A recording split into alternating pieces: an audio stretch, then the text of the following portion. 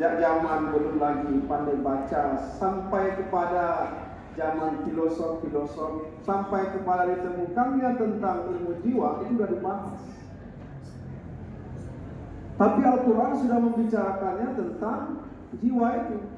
Maka saya tadi kutip surah Asy-Syams tadi, wa nafsin wa ma sawaha, dan demi jiwa serta penciptaan.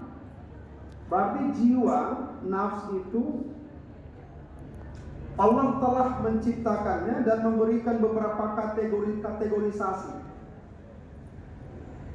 Fa'alhamaha fujuraha wa taqwaha, maka diilhamkan ke dalam jiwa tadi dua, fujur, keburukan, dua, takwa. Takwa itu artinya kebaikan. Kalau kita konfirmasi dengan ayat lain, wa hadainahun najdain, kata Allah, dan kami tunjukkan kepada manusia itu dua jalan. Satu, jalan kebaikan, dua, jalan keburukan. Lalu Allah itu maha pengasih dan penyayang. Ketika kita memilih dua jalan ini, Allah berikan alat bimbingan agar kita mampu memilih jalan yang tepat, yaitu Al-Quran. Karena wahadaina di situ menggunakan kata hada atau petunjuk. Al-Quran itu adalah huda linnas. Jadi Al-Quran disebut dengan sebagai huda, petunjuk linnas bagi manusia. Saya selalu berasumsi, saya selalu menyatakan begini, ibu-ibu. Al-Quran itu kan dimulai dari surah Al-Fatihah, artinya pembukaan, dan diakhiri dengan surah An-Nas, artinya manusia. Maknanya Al-Quran itu dibuka untuk manusia. Jadi jalan petunjuk memilih dua jalan ini adalah Al-Quran.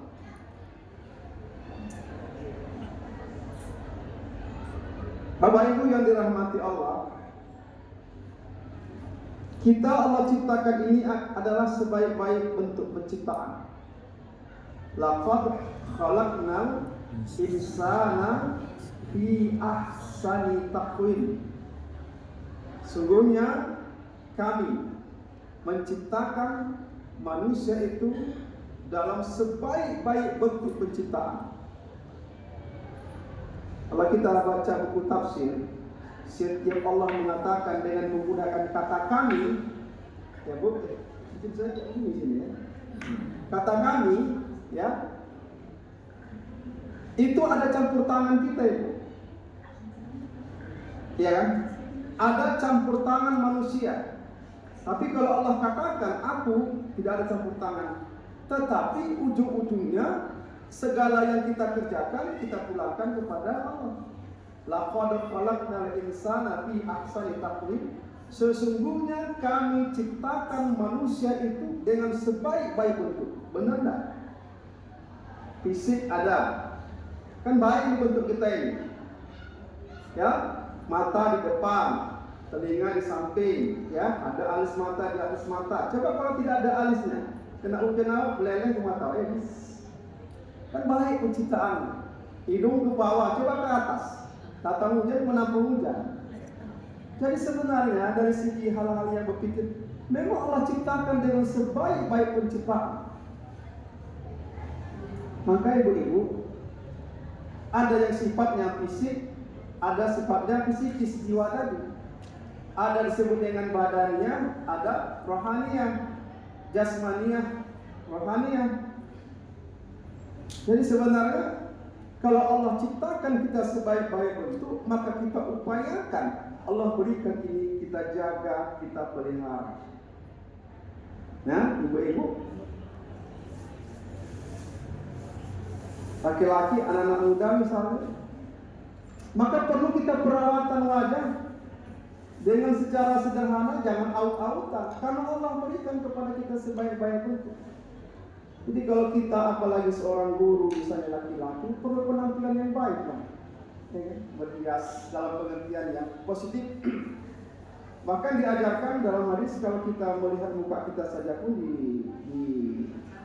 cermin akan ada doanya ya. Allahumma hasanta khalqi fahasin khuluqi. Ya Allah, Engkau telah baguskan mukaku ini, baguskan juga akhlakku. Nanti ada kaitan jiwa itu dengan perilaku akhlak kita. Nanti saya sampai sedikit ya.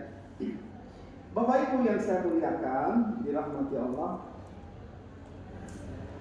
Jadi ketika Allah berikan kita sebaik-baik bentuk, cara mensyukuri kita harus jaga, kita harus pelihara. Cuman jangan ditukangi ibu pakai skincare siang malam.